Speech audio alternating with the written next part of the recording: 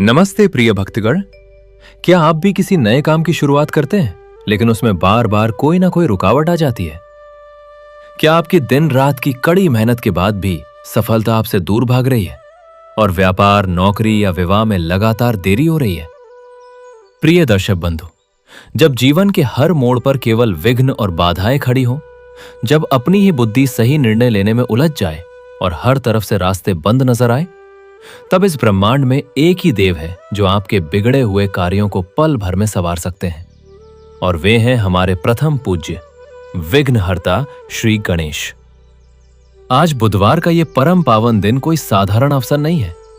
ये गौरी पुत्र गजानन के उस जागृत दरबार में अपनी अर्जी लगाने का महा अवसर है, जहां देवताओं के भी सारे संकट हर लिए जाते हैं। शास्त्रों और पुराणों में ये अटल सत्य वर्णित है कि जो भी भक्त आज के दिन पूर्ण श्रद्धा, निर्मल मन और अटूट विश्वास के साथ बप्पा की ये पावन कथा सुनता है, उसके जीवन के सारे कष्ट समाप्त हो जाएंगे और बंद किस्मत के ताले हमेशा के लिए खुल जाएंगे। एक पल ठहर कर विचार कीजिए। जो गजानन पूरी सृष्टि के प्रथम पूज्य हैं और जिनके स्मरण मात्र से ही बड़े से बड़े अनुष्ठान निर्विघ्न पूरे हो जाते हैं, क्या वे आपके जीवन की इन छोटी मोटी रुकावटों और आर्थिक परेशानियों को दूर नहीं कर सकते? अवश्य कर सकते हैं। भगवान गणेश केवल बाधाएं ही नहीं हटाते, बल्कि वे हमारे घर में रिद्धि, समृद्धि और सिद्धि, सफलता को हमेशा के लिए स्थापित कर देते हैं। वक्रतुंड महाकाय सूर्यकोटि समप्रभ निर्विघ्नं कुरु मे देव सर्वकार्येषु सर्वदा। आज की ये कथा केवल शब्दों का श्रवण नहीं है, यह आपके भीतर सकारात्मक ऊर्जा जगाने और आपके हर बिगड़े काम को सिद्ध करने की एक अलौकिक महासाधना है। भक्तगण, भगवान श्री गणेश की आराधना में पूर्णता और एकाग्र मन का सबसे अधिक महत्व है। शास्त्रों का यह स्पष्ट नियम है कि गजानन की इस मंगलकारी कथा को यदि जल्दबाजी में या बीच में अधूरा छोड़ दिया जाए, तो मनुष्य को न केवल इसका पूर्ण पुण्य फल प्राप्त नहीं होता, बल्कि उसके अटके हुए कार्य भी जीवन भर आधे अधूरे ही रह जाते हैं। इसलिए आज ये अटल संकल्प लें कि दुनिया की सारी उलझनों को कुछ देर के लिए भूलकर इस अमृतमयी कथा को बिना किसी रुकावट के अंत तक पूरे ध्यान से सुनेंगे। हो सकता है कथा के किसी प्रसंग में छिपा बप्पा का कोई एक संदेश आपके वर्षों पुराने विघ्नों को आज ही जड़ से उखाड़ फेंके। जो व्यक्ति भगवान गणेश की महिमा को अपने हृदय में बसाता है, दुनिया का कोई भी संकट उसका रास्ता नहीं रोक सकता।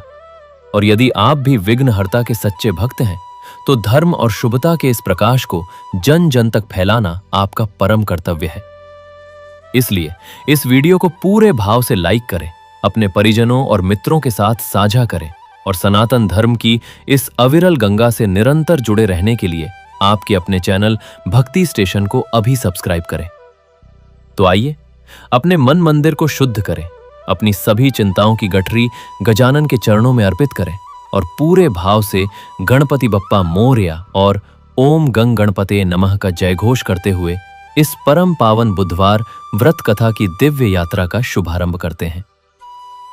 प्राचीन काल की बात है, जहां इंसान ने ईश्वर पर भरोसा छोड़कर केवल अपनी बुद्धि और अपनी योजनाओं को ही भगवान मान लिया था। वहां अहम बुद्धि नाम का एक अत्यंत विशाल राज्य बसा हुआ था। यहां के राजा प्रबंध सेन थे। राजा प्रबंध सेन के 4 बेटे थे। राजा को अपनी व्यवस्था और अपनी बुद्धि पर इतना भयंकर घमंड था कि वे मानते थे कि उनके राज्य में कोई भी संकट आ ही नहीं सकता। उन्होंने अपने 4 बेटों को दुनिया की 4 सबसे बड़ी ताकतें दे रखी थी। पहले बेटे के पास अकूत धन था, दूसरे के पास भयंकर बाहुबल था, तीसरे के पास कूटनीति का छल था और चौथे के पास बड़े बड़े राजाओं की पहुंच थी। राजा का मानना था कि दुनिया का कोई भी संकट या तो पैसे से टल जाएगा, या ताकत से कुचल दिया जाएगा, या चालाकी से सुलझ जाएगा। हम अपने भाग्य के विधाता स्वयं हैं। वे किसी भी नए कार्य को शुरू करने से पहले कभी भगवान गणेश का स्मरण नहीं करते थे। उनका कहना था कि मूर्ति के आगे सिर झुकाने से काम नहीं बनते, काम तो ठोस योजनाओं से बनते हैं। वे ये भूल गए थे कि इंसान की सारी होशियारी और सारी योजनाएं तब धरी की धरी रह जाती हैं जब ब्रह्मांड का स्वामी जीवन के मार्ग में एक अदृश्य विघ्न खड़ा कर देता है। बिना विघ्नहर्ता राजा अपने ही महल के आंगन में गिरे और अपने बाल नोचते हुए फूट फूट कर रोने लगे। उनके भीतर एक ऐसी भयंकर पीड़ा और अवसाद भर गया कि उन्हें समझ आ गया कि जब तक प्रथम पूज्य की कृपा न हो, इंसान की सारी बुद्धि केवल एक मूर्खता है। इस भयंकर रुकावट और विघ्न के नर्क से केवल वही निकाल सकता है जो मूसक पर बैठकर भी बड्डधे बड्डधे पहादधों जैसी बाधाओं को कुचल देता है, साक्षात विघ्नेश्वर गजानन।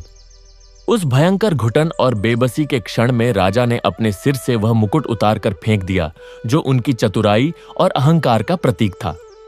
उन्होंने अपने उन कीमती वस्त्रों को उसी आंगन में फाड़ कर फेंक दिया और शरीर पर वैराग्य का एक साधारण सूती वस्त्र लपेट लिया। अपने चारों बेटों के उस झूठे घमंड और अपनी सारी योजनाओं को उसी महल में छोड़ कर वे घिसटते हुए नंगे पैर उस विनायक वन की ओर निकल पड़े, जहां भगवान गणेश बिना किसी सेना या खजाने के केवल एक दूर्वा चढ़ाने से ही प्रसन्न होकर विराजमान है। चलते चलते उन्होंने डबडबाई आंखों से उस विशाल आकाश की ओर देखा और कांपते होठों से पुकार लगाई, हे विघ्नहर्ता, मुझे अपनी इन योजनाओं और अपने चारों बेटों की ताकत पर बहुत घमंड था ना।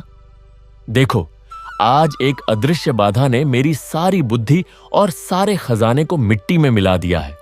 मैं उम्र भर अपने ही बनाए हुए रास्तों पर घमंड करता रहा, पर मैंने कभी आपको उस प्रथम पूज्य के रूप में नहीं पहचाना जिसके बिना कोई रास्ता खुल ही नहीं सकता। मैं उस गजानन के पास अपने इस खोखले अहंकार की क्षमा मांगने जा रहा हूं। मैं अपनी इस सारी होशियारी को इसी मार्ग की धूल में उद्दा दूंगा और एक मूर्ख बालक बनकर उस परम ज्ञानी के चरणों में गिरूंगा, क्योंकि मैं भली भांति जान चुका हूं कि जब हम अपनी बुद्धि का सारा घमंड त्याग कर पूर्ण समर्पण से बप्पा की शरण में जाते हैं तो जीवन के सारे कष्ट समाप्त हो जाते हैं। राजा प्रबंध सेन ने जैसे ही अपने राजमहल की दहलीज से बाहर कदम रखा, उन्हें ऐसा अनुभव हुआ मानो उनके शरीर से राजा नाम का कोई भारी बोझ उतर गया हो। वे वर्षों से जिस राजसी वस्त्र को ओढ़े हुए थे वह अब साधारण सूती वस्त्र में बदल चुका था, लेकिन इससे भी अधिक बड़ा परिवर्तन उनके मन के भीतर हो रहा था। कल तक जिन 4 युवराजों के बल, बुद्धि, धन और पहुंच पर उन्हें गर्व था, वे सब अब उनकी आंखों से बहुत दूर उस महल की 4 दीवारी में कैद रह गए थे। राजा ज्यों-ज्यों उस विनायक वन की ओर बढ़ने लगे, त्यों-त्यों उनके पैरों के नीचे की राजमार्ग की चिकनी एसडी ढक्कें धीरे-धीरे उब्द खाब्द रास्तों में बदलने लगी। यह केवल रास्ते का बदलाव नहीं था, यह उनके जीवन के प्रवाह की दिशा का सबसे बड़िद्दिहा मोर्ध था। पहले कुछ ही कदम उन्होंने उस राज्य में चले जिस पर कभी उनका एक छत्र राज्य था, पर आज वे उसी राज्य में एक भिखारी की भांति बिना किसी सैन्य दल के, बिना किसी सिंहासन के, बिना किसी आडंबर के चुपचाप चले जा रहे थे। जो व्यापारी और सामंत कल तक उनके दर्शनों के लिए महल की सीढ़ियों पर घंटों प्रतीक्षा करते थे, आज वे उन्हें इस हालत में देखकर या तो हैरान होकर ताकते रह जाते या मुंह फेर लेते। कुछ ने तो यहां तक सोचा कि शायद राजा ने कोई नया षड्यंत्र रचा है और किसी वेश में जनता की परीक्षा ले रहे हैं। पर राजा प्रबंध सेन अब उन बातों पर ध्यान नहीं दे रहे थे। उनके भीतर एक अजीब सी बेचैनी थी, पर साथ ही एक अद्भुत सी मुक्ति का अनुभव भी हो रहा था। वे बार बार अपने मन के उस तर्क की आवाज सुन रहे थे जो कह रहा था, हे राजन, यह तुम क्या कर रहे हो? तुम्हारे पास अब भी 4 बेटे हैं, उनकी सेना अब भी अजेय है, उनके पास अकूत धन है। तुम अकेले जंगल की ओर जाकर क्या पाओगे? वहां बैठा कोई हाथी के मुंह वाला देवता क्या तुम्हारा राजपाट वापस लौटा देगा? यह तो पलायन है राजा, यह तो तुम्हारी बुद्धि का सबसे बड़ा पतन है। पर इस बार राजा ने अपने मन के इस तर्क पर कोई ध्यान नहीं दिया। इस बार तो उन्होंने उस तर्क को जोर से डांटा। वे रुके और फुसफुसाए, चुप, झूठे तर्क, मैं उम्र भर तेरी सुनता रहा, तू ही मुझे आज इस स्थिति में ले आया है। तूने मुझे बताया कि धन सब कुछ है, पर आज धन के आगे दरवाजे नहीं खुले। तूने मुझे बताया कि बल सब कुछ है, पर आज बल से पत्थर नहीं हिले। तूने मुझे बताया कि चालाकी सब कुछ है, पर आज चालाकी बेकार हो गई। अब मैं तुझे नहीं, उस परम बुद्धि की शरण जा रहा हूं जिसकी बुद्धि के आगे इंद्र का वज्र भी फीका है। यह कहकर राजा ने फिर से कदम बढ़ा दिए। अब वे उन गलियों से गुजर रहे थे जहां उनके राज्य के साधारण लोग रहते थे। उन्होंने देखा कि कैसे एक छोटी सी चींटी रास्ते में पडिडदेह एक बड्ढे से अनाज के दाने को खींचने के लिए संघर्ष कर रही थी। कल तक राजा ने कभी चींटी पर ध्यान नहीं दिया था। वे सोचते थे यह तो बस एक तुच्छ जीव है, पर आज उन्हें उस चींटी के संघर्ष में अपना संघर्ष नजर आया। वे रुके और उस चींटी के सामने हाथ जोड़कर बोले, हे छोटे से प्राणी, तू भी अपने इस दाने को खींचने के लिए संघर्ष कर रहा है, ठीक वैसे ही जैसे मैं अपने राज्य को बचाने के लिए संघर्ष कर रहा था। पर मैं समझ गया कि हम दोनों के संघर्ष तब तक व्यर्थ हैं जब तक उस विघ्नहर्ता की कृपा न हो। तू निश्चिंत होकर अपना काम कर, मैं तो अब उसी की शरण में जा रहा हूं। इतना कहकर राजा ने धीरे से उस चींटी के मार्ग से एक छोटा सा कंकड़ डलहा बच्चे हटा दिया ताकि उसे रास्ते में कम बाधा हो। यह एक छोटा सा कार्य था, पर इस कार्य में राजा के अहंकार के पूर्ण विसर्जन की गंध थी। कुछ ही दूर आगे बढ़े तो उन्होंने देखा कि एसडीडीडीडीह के किनारे एक छोटा सा चूहा बैठा हुआ था और डर के मारे इधर उधर भाग रहा था। कल तक राजा चूहों को देखकर चिढ़ जाते थे, उन्हें महल का कीट समझते थे, पर आज उनके मन में वही चूहा उनके प्रभु के वाहन का स्मरण करा गया। उनकी आंखों से आंसू झर पड़े डर से। वे उस चूहे के पास गए और धीरे से बोले, हे मूसक राज, तुम्हारा स्वामी कितना महान है जो तुम्हें अपने कंधों पर बिठाकर सारे संसार का भार वहन करता है।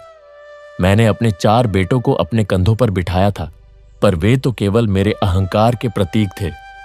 आज मैं तुम्हारे उस स्वामी के पास अपने इस अहंकार को समर्पित करने जा रहा हूं। उस चूहे ने मानो राजा की बात सुन ली हो। वह कुछ पल ठिठका और फिर अपने रास्ते चला गया। राजा ने उसे प्रणाम किया और आगे बढ़ भी गए। रास्ता अब और कठिन होता जा रहा था। नगर की सीमा समाप्त हो चुकी थी और सामने घना जंगल शुरू हो गया था। पैरों में छाले पड़ी आ गए थे। शरीर पसीने से तर था और गला सूख रहा था, पर राजा के भीतर एक नई ऊर्जा का संचार हो रहा था। उनके होंठ अनवरत रूप से गुनगुना रहे थे, AUM गण गणपतये नमः, AUM गण गणपतये नमः। यह मंत्र उनके लिए कोई यांत्रिक दोहराना नहीं था, यह अब उनकी सांसों में बस गया था। जैसे जैसे वे इस मंत्र का उच्चारण करते, उन्हें लगता कि उनके सीने का वह भारी बोझ, वह तनाव, वह चिंता जो उनकी योजनाओं के असफल होने के बाद से उनके भीतर बैठ गई थी, धीरे धीरे पिघल रही है, आंसुओं के रूप में बह रही है। वे रो रहे थे, पर यह दुख के आंसू नहीं थे, यह समर्पण के आंसू थे। यह उस परम शांति के आंसू थे जो तब मिलती है जब मनुष्य अपनी सारी लद्दाएं खुद लदना छोड़ देता है। अब तक राजा ने अपने जीवन में हर काम को एक योजना के तहत किया था, हर कदम सोच समझकर, हर शब्द तौल मापकर। उनके पास हर समस्या का हल था, या कम से कम उन्हें ऐसा भ्रम था। पर आज इस जंगल के अंधेरे में, बिना किसी योजना के, बिना किसी मंजिल के नक्शे के, वे केवल एक श्रद्धा के बल पर चले जा रहे थे। उन्हें पहली बार अनुभव हुआ कि बिना कुछ सोचे, बिना कुछ प्लान किए, केवल ईश्वर पर छोड़ देने में कितना अपार विश्राम है। यह विश्राम उन्हें उनके राजमहल के रेशमी बिस्तरों पर कभी नहीं मिला था। वहां तो हमेशा एक चिंता रहती थी, एक डर रहता था कि कहीं कोई योजना विफल न हो जाए, कहीं कोई शत्रु आक्रमण न कर दे, कहीं कोई मंत्री विश्वासघात न कर दे। पर आज इस कंकरीले रास्ते पर, नंगे पैर, फटे वस्त्र में, वे एक ऐसे आनंद का अनुभव कर रहे थे जो उन्होंने अपने पूरे शासनकाल में कभी नहीं किया था। वे अपने जीवन का सबसे कठिन मार्ग तय कर रहे थे, फिर भी उनका मन पहली बार पूरी तरह शांत था। रात के अंधेरे ने जंगल को और भी भयानक बना दिया था। दूर दूर तक जंगली जानवरों की आवाजें आ रही थीं। राजा डरे नहीं। उन्होंने देखा कि एक विशाल सर्प उनके रास्ते में कुंडली मारकर बैठा है। कल तक राजा के पास ऐसे अवसर पर हथियार होते, सैनिक होते जो उस सर्प को मार भगाते, पर आज उनके पास कुछ नहीं था। केवल उनके होंठों पर गणपति का नाम था। वे सहमे, पर भागे नहीं। उन्होंने गहरी सांस ली और उस सर्प की ओर देखा। उन्हें लगा कि यह सर्प भी उनके जीवन के किसी विघ्न का प्रतीक है। उन्होंने मन ही मन उस सर्प से प्रार्थना की, हे नागराज, तुम भी गणेश जी के गले के आभूषण हो, तुम भी उनके परम भक्त हो। मैं तुम्हारे स्वामी की शरण में जा रहा हूं, कृपया मुझे मार्ग दो। और फिर वही हुआ जिस पर राजा को स्वयं विश्वास नहीं हुआ। वह विशाल सर्प धीरे धीरे अपनी कुंडली खोलकर रास्ते से हट गया और झाधियों में विलीन हो गया। राजा के रोंगटे खड़दधे हो गए। उन्हें प्रत्यक्ष अनुभव हो गया कि जब भक्त सच्चे मन से पुकारता है तो भगवान उसके मार्ग के हर शत्रु को मित्र बना देते हैं। यात्रा लगातार जारी रही। राजा को भूख प्यास का ध्यान नहीं था। वे केवल चलते जा रहे थे और उनके कदम अपने आप उन्हें विनायक वन की ओर खींचे लिए जा रहे थे। उनके मन में अब कोई द्वंद्व नहीं था, कोई सवाल नहीं था। उनके हृदय की भूमि पूरी तरह से जुत चुकी थी और अब उस भूमि में समर्पण के बीज बोए जाने थे। उन्हें लगा जैसे उनकी आंखों के सामने कोई चलचित्र चल रहा है। वह चलचित्र था भगवान गणेश के जन्म की वह अद्भुत और परम शक्तिशाली कथा जो उनकी माता पार्वती के कक्ष के द्वार पर घटित हुई थी। राजा ने उस कथा को अपने हृदय के भीतर साक्षात अनुभव किया। उन्होंने देखा कैसे माता पार्वती ने स्नान के लिए जाते समय अपनी माया से एक बालक की रचना की और उस बालक को द्वार पर पहरा देने के लिए नियुक्त किया। वह बालक कोई साधारण बालक नहीं था, वह स्वयं भगवान शिव के तेज से उत्पन्न हुए गणेश थे। माता ने उन्हें आदेश दिया, पुत्र, जब तक मैं स्नान करके न निकलूं, कोई भी इस द्वार में प्रवेश न करने पाए। राजा की आंखों के सामने वह दृश्य जीवंत हो उठा। उन्होंने देखा कैसे अचानक भगवान शिव स्वयं उसी द्वार पर आ पहुंचे। उनका तेज अग्नि के समान था, उनके गले में काला विष था और उनके सिर से गंगा की धारा प्रवाहित हो रही थी। वे अपने निवास में प्रवेश करना चाहते थे, पर उस छोटे से बालक ने, जो केवल अपनी माता की आज्ञा का पालन कर रहा था, उनका मार्ग रोक दिया। शिव चकित रह गए। उन्होंने कहा, बालक, तू कौन है जो मुझे रोक रहा है? मैं इस घर का स्वामी हूं, मुझे रास्ता दे। पर गणेश ने विनम्रता से पर दृढ़ता से कहा, हे महादेव, मैं आपको जानता हूं, आप इस घर के स्वामी हैं, पर इस समय मेरी माता ने मुझे इस द्वार की रक्षा का दायित्व सौंपा है। जब तक वे स्नान करके न निकलें, मैं किसी को भी अंदर प्रवेश नहीं करने दे सकता, आप चाहें कोई भी हो। यह सुनकर भगवान शिव को क्रोध आ गया। उन्होंने अपने गणों को आदेश दिया कि वे इस बालक को पकड़ी डिड्डियाच लें। पर क्या हुआ? वे सभी गण, जो ब्रह्मांड के सबसे शक्तिशाली योद्धा थे, उस छोटे से बालक के आगे नतमस्तक हो गए। उनमें से कोई भी उस द्वार को पार नहीं कर सका। फिर इंद्रदेव आए अपने वज्र के साथ। उनका वज्र, जो वृत्रासुर जैसे दैत्यों का संहार कर चुका था, उस बालक पर कोई प्रभाव न डाल सका। बालक ने उस वज्र को भी अपने हाथों में लेकर रोक लिया। फिर कुबेर आए अपने सारे धन का घमंड लिए। उन्होंने सोचा कि धन के बल पर वे इस बालक को मना लेंगे, पर उस बालक के आगे धन की भी कोई सार्थकता नहीं रही।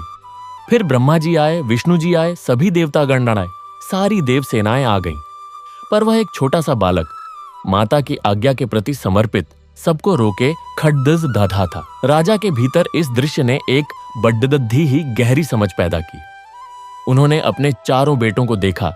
धन, बल, छल और पहुंच, ये चारों उन इंद्र, कुबेर और देवताओं की तरह थे। वे भी यही मानते थे कि वे सब कुछ जीत सकते हैं, पर उन सबके आगे जो बाधा आई वह थी विघ्न। और विघ्न कोई और नहीं, विघ्न स्वयं गणेश जी थे। उन्होंने यह समझ लिया कि जब तक विघ्नहर्ता स्वयं किसी द्वार को खोलने की अनुमति न दें, दुनिया की कोई भी शक्ति उस द्वार को नहीं खोल सकती, चाहे वह धन हो, चाहे वह बल हो, चाहे वह देवताओं का भी बल क्यों न हो। फिर उन्होंने कथा का अगला भाग देखा। जब सभी देवता हार गए, तब स्वयं भगवान शिव ने अपने त्रिशूल से उस बालक पर आक्रमण किया। उस भयंकर युद्ध में शिव के त्रिशूल ने उस बालक का सिर धड़ से अलग कर दिया। राजा चीख उठे, नहीं! उनकी आंखों से आंसू बह निकले। उन्होंने देखा कि कैसे माता पार्वती जब बाहर निकली और अपने पुत्र की यह दशा देखी, तो उनका क्रोध सातों लोकों को भस्म करने वाला हो गया। उन्होंने कहा, यदि मेरे पुत्र को पुनर्जीवित नहीं किया गया तो मैं सृष्टि का ही अंत कर दूंगी। तब सभी देवता घबरा गए। भगवान शिव को भी अपनी भूल का एहसास हुआ। उन्होंने अपने गणों को आदेश दिया कि वे उत्तर दिशा में जाएं और जो भी प्राणी सबसे पहले मिले उसका सिर काट कर ले आएं। गण उत्तर दिशा में गए और सबसे पहले उन्हें एक हाथी का बच्चा मिला। वे उसका सिर काट कर ले आए। भगवान शिव ने उस हाथी के बच्चे के सिर को बालक के धड़ से जोधा दिया और उसे पुनर्जीवित कर दिया। राजा समझ गए कि यह केवल एक कथा नहीं है, यह जीवन का सबसे गहरा रहस्य है। गणेश जी का हाथी का सिर क्या दर्शाता है? हाथी सबसे बुद्धिमान और सबसे शक्तिशाली जानवरों में से एक है, पर सबसे महत्वपूर्ण बात यह है कि हाथी का सिर हमेशा नीचा रहता है, झुका रहता है। वह कभी घमंड से ऊपर नहीं उठता। राजा ने समझा कि गणेश जी का यह रूप हमें सिखाता है कि सच्ची बुद्धि वह नहीं है जो घमंड से फूली रहे, बल्कि वह बुद्धि है जो सदा ईश्वर के चरणों में झुकी रहे, विनम्र रहे। जिस बुद्धि ने गणेश जी को द्वार पर खड्डीदे होकर सबको रोकना सिखाया, वह बुद्धि माता पार्वती की आज्ञा का पालन मात्र थी। वह बुद्धि स्वयं की नहीं थी, वह समर्पण की बुद्धि थी। राजा को अपनी भूल का सही कारण समझ में आ गया। उसने अपने राज्य के द्वार पर, अपने जीवन के द्वार पर चतुराई को बिठाया था। वह सोचता था कि चतुराई सब कुछ संभाल लेगी। उसने धन को बिठाया, बल को बिठाया, योजनाओं को बिठाया, पर वह यह भूल गया कि द्वार पर सबसे पहले और सबसे आवश्यक जो होता है वह है प्रथम पूज्य। जिस प्रकार गणेश जी देवताओं के पूजन में सबसे पहले पूजे जाते हैं, उसी प्रकार जीवन के हर कार्य में, हर योजना में, हर द्वार के खुलने से पहले उनका स्मरण आवश्यक है। उन्होंने उस परम सत्य को नकारा था और इसीलिए उसके राज्य के सभी द्वार बंद हो गए थे। जैसे जैसे राजा इस गहन सत्य को समझ रहे थे, उनके कदम और तेज होते जा रहे थे। अब उनके पैरों में दर्द नहीं था, अब उनके शरीर में थकान नहीं थी। अब तो केवल एक ही प्यास थी, उस विघ्नहर्ता के दर्शन की। जंगल का अंधेरा छोटने लगा था और क्षितिज पर सुबह की पहली किरण झांकने लगी थी। राजा ने आकाश की ओर देखा और उनके मुंह से फिर वही पुकार निकली, AUM गण गणपतये नमः। उनके इस उच्चारण से जंगल की सारी चिद्धियां चहक उठीं, मानो वे उनके स्वागत में गीत गा रही हों। वे अब विनायक वन के बिल्कुल निकट पहुंच चुके थे। अचानक उनके सामने एक अत्यंत सुंदर और शांत उपवन दिखाई दिया। चारों ओर हरियाली थी, फूल खिले हुए थे और एक छोटी सी नदी कल कल बह रही थी। उस उपवन के बीचों बीच एक विशाल वटवृक्ष के नीचे एक छोटी सी चट्टान पर एक अत्यंत मनमोहक प्रतिमा विराजमान थी। राजा के रोंगटे खड्डदहे हो गए। उनकी आंखों के सामने वही स्वरूप था जिसकी तलाश में वे निकले थे, साक्षात विघ्नेश्वर। उनका एक हाथ अभय मुद्रा में था, दूसरे हाथ में पाश था और तीसरे में अंकुश। चौथा हाथ वरद मुद्रा में आशीष भांट रहा था। उनके मस्तक पर सिंदूर का टीका था और उनके कानों में बालों की तरह सुनहरी कुंडल झिलमिला रहे थे। उनके नीचे छोटा सा मूसक बैठा था और वे अत्यंत वात्सल्यमयी मुद्रा में राजा की ओर देख रहे थे। उनके उदर पर लक्ष्मी जी विराजमान थीं। राजा प्रबंध सेन अब और नहीं रुक सके। वे दौड़कर उस चट्टान के पास गए और उस परम पावन चरणों में गिर पड़े। उनके मुंह से एक ही स्वर निकल रहा था, हे गजानन, हे विघ्नेश्वर, हे प्रथम पूज्य, मैं आ गया। मैं अपने इस अहंकार के भारी बोझ को लेकर आ गया। मैं अपनी इस झूठी बुद्धि को, इन झूठी योजनाओं को, इस झूठे घमंड को आपके चरणों में रख देता हूं। मैं उस बालक की भांति आपके द्वार पर पहरा देने आया हूं, जो बिना किसी प्रश्न के केवल अपने स्वामी की आज्ञा का पालन करता है। मैं अब कुछ नहीं जानता, हे प्रभु। मैं तो बस एक मूर्ख हूं जिसे जीवन भर लगा कि वह बहुत बुद्धिमान है। मैं अपनी उस बुद्धिमत्ता को आपके चरणों में डुबो देता हूं। अब आप ही मेरे मार्गदर्शक हैं, आप ही मेरे रक्षक हैं। राजा रो रहे थे, पर यह आनंद के आंसू थे। उनके भीतर का सारा तनाव, सारी चिंता, सारा डर सब बह गया। उन्होंने जब आंखें खोलीं तो उन्हें लगा जैसे भगवान की मूर्ति में एक चमक आ गई है, जैसे मूर्ति के होंठ हिल रहे हों। और फिर उस परम सन्नाटे में एक अद्भुत दिव्य ध्वनि गूंजी। वह ध्वनि न तो बहुत ऊंची थी और न ही बहुत धीमी, वह तो बस उनके हृदय के भीतर कहीं से उठी थी। वह स्वयं भगवान गणेश की वाणी थी। भगवान ने कहा, वत्स, उठो। तुमने बहुत दूर तक का सफर तय किया है और सबसे कठिन सफर तुम अपने भीतर ही तय किया है। तुमने अपने मन के उस झूठे तर्क को जो तुम्हें बार बार रोक रहा था, उसे हरा दिया है। यही सबसे बड़ी सा विजय है। तुम अपने 4 बेटों की ताकत से मेरे बनाए हुए विधान को काटना चाहते थे। इंसान की सबसे बड़ी मूर्खता यही है कि वह सोचता है कि वह अपने भाग्य का कर्ता स्वयं है। वह यह भूल जाता है कि मैं ही वह अदृश्य शक्ति हूं जो हर पल, हर क्षण उसके जीवन के पथ पर छोटे बड़े पत्थर रखता हूं। जब मैं विघ्न डालता हूं तो बड़े बड़े ज्ञानियों का ज्ञान राख हो जाता है, और जब मैं विघ्न हरता हूं तो एक साधारण सी चींटी भी पहाड़ लांघ जाती है। देखो इस संसार को। तुमने अपने राज्य में जो 4 शक्तियां देखी, धन, बल, छल और पहुंच, ये सब मेरी माया की लीला है। ये तभी तक काम आती हैं जब तक मैं इन्हें चलने देता हूं। जैसे ही मैं अपनी छोटी सी उंगली उठाकर इनके मार्ग में एक अदृश्य बाधा खंडित ही कर देता हूं, ये सब बेकार हो जाती हैं। तुमने देखा ना, तुम्हारा खजाना भरा था पर दरवाजे नहीं खुले। तुम्हारी सेना थी पर हथियार पत्थर बन गए। तुम्हारी चालाकी थी पर सारे रास्ते बंद हो गए। तुम्हारे संपर्क थे पर सब टूट गए। यह मेरा विघ्न था, प्रबंध सेन। और आज तुम यहां मेरे सामने अपना सब कुछ छोड़कर खड़े हो। यह मेरी कृपा है। भगवान के ये वचन सुनकर राजा का हृदय और भी अधिक भर आया। उन्होंने हाथ जोड़कर कहा, हे प्रभु, मुझे ज्ञात हो गया कि मैं कितना मूर्ख था। मैंने सोचा था कि योजनाएं बनाना ही बुद्धिमत्ता है। मैंने सोचा था कि अधिक सोचना, हर पहलू पर विचार करना, हर संभावना का आकलन करना ही सफलता की कुंजी है। पर आज मुझे लगता है कि यह सब सोचना ही मेरे जीवन का सबसे बड़ा विघ्न था। मैंने अपने मन को इतना व्यस्त रखा कि मैं आपके अस्तित्व को ही भूल गया। मैंने अपनी बुद्धि को ही अपना ईश्वर मान लिया था। कृपया मुझे इस अहंकार से मुक्ति दिलाइए। मैं आपकी शरण में हूं। भगवान गणेश मुस्कुराए। उनकी मुस्कान में अपार करुणा थी, अपार वात्सल्य था। उन्होंने कहा, प्रबंध सेन, यह जो तुम आज अनुभव कर रहे हो, यही सच्ची बुद्धि है। यह अनुभव कि तुम कुछ नहीं हो, यही सबसे बड़ी ज्ञान है। जिस दिन मनुष्य यह मान लेता है कि उसके हाथ में कुछ नहीं है, उसी दिन वह सब कुछ पा लेता है। तुमने आज अपनी सारी योजनाओं का भार, अपने सारे तनाव का भार मेरे इन चरणों में रख दिया है।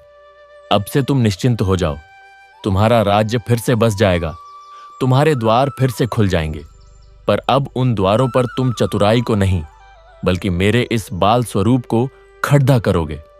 अब से तुम हर कार्य की शुरुआत में मेरा स्मरण करोगे।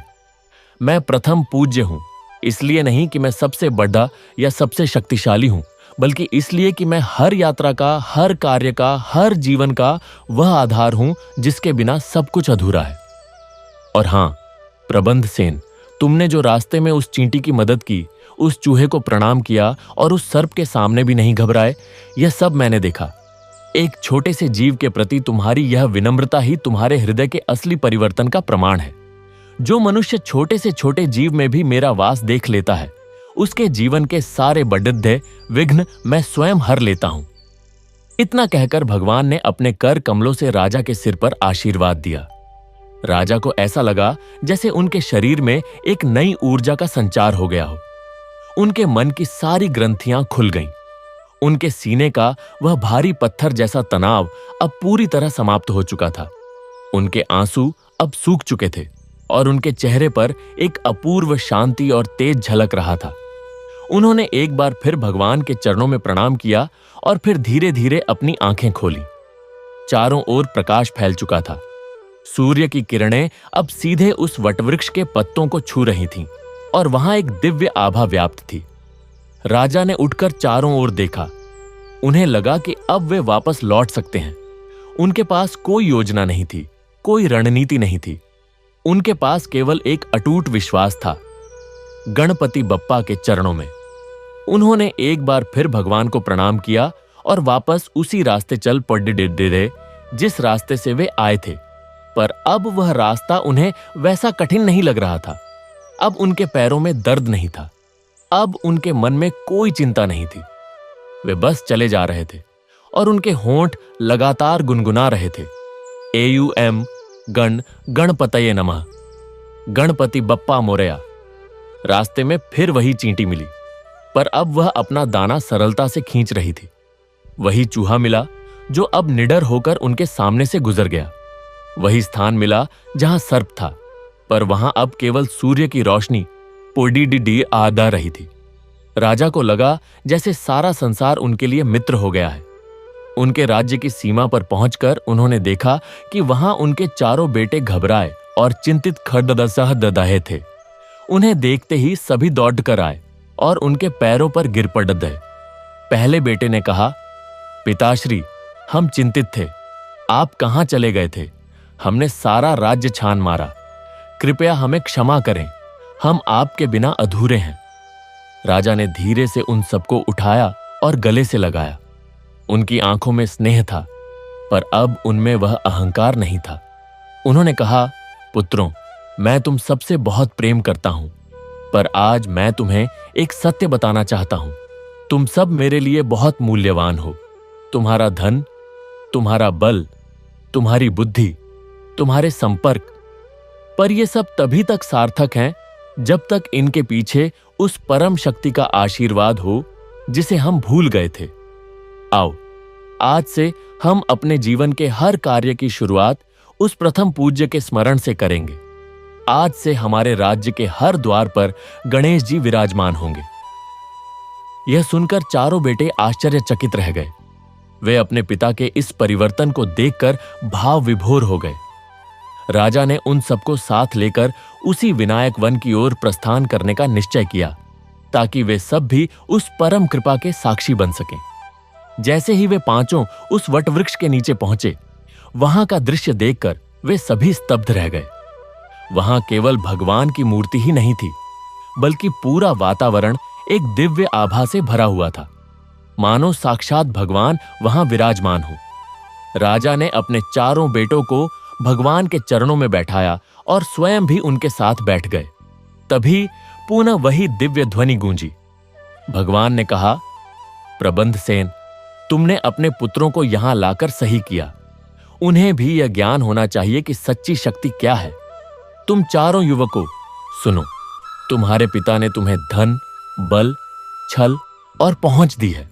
ये संसार में महत्वपूर्ण है, इनसे इनकार नहीं किया जा सकता, पर इनका सदुपयोग तभी संभव है जब ये अहंकार के बजाय सेवा और समर्पण के भाव से युक्त हों। तुम्हारे पिता ने आज तुम्हें जो सिखाया है वही जीवन का सबसे बड़ा पाठ है।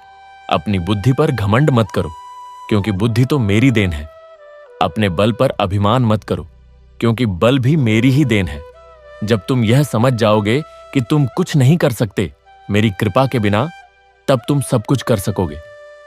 चारों युवक भगवान के इन वचनों को सुनकर अत्यंत भावुक हो गए।